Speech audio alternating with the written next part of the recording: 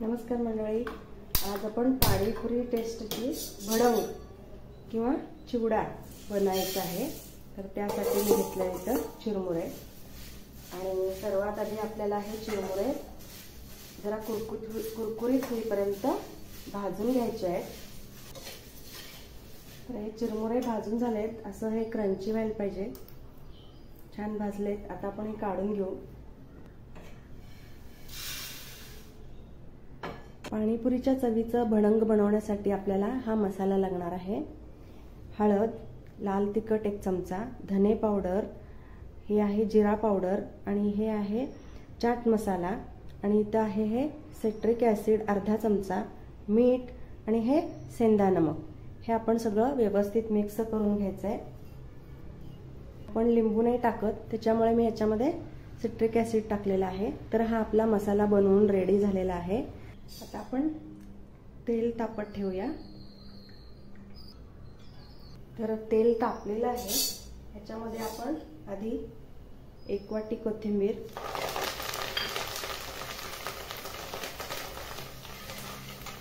आता घेते मी 2-4 मिरचीचे तुकडे जे आपल्याला तळून घ्यायचे आहेत। मिरची ही छान तळून झालेली आहे। त्यानंतर अर्धी वाटी कढीपत्ता,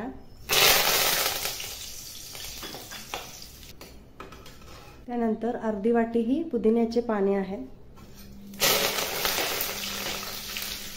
तळून झाली, आपण काढून घेऊ पुदिन्याची पाने।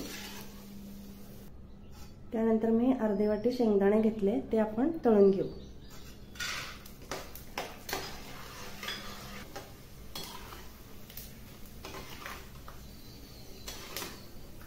पुदिना, कढीपत्ता आणि मिरचीचे तुकडे आपण या मिक्सरमध्ये काढून घेतलेत आणि आता हे मिक्सरला वाटून घेते। अशा प्रकारे हे हिरवं वाटण तयार झालेलं आहे, जे चटपट आहे। जसं पाणीपुरीला आपण करतो पुदिना, कोथिंबीर, कढीपत्ता, मिरची, त्याचप्रमाणे आपण हे तळून घेतलेलं आहे आणि मी हे मिक्सरला वाटून घेतलेलं आहे। आता मी इथं तडका पॅन ठेवलेला आहे, त्याच्यामध्ये आपण थोडंसं तेल घेऊ। तेल गरम झालं की आपण हा मिक्सरमध्ये बनवलेला मसाला याच्यामध्ये घालून देऊ।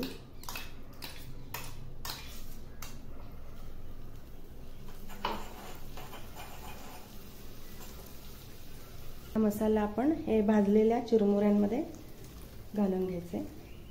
त्यानंतर हा आपण बनवलेला मसाला,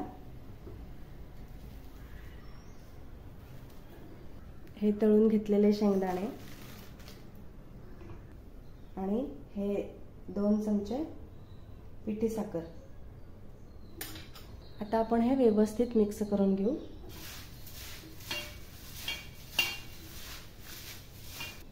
हा पाणीपुरी टेस्टचा भडंग आपला बनवून रेडी आहे। त्याच्यावर शेवटी आपण शेव मिक्स करणार आहोत।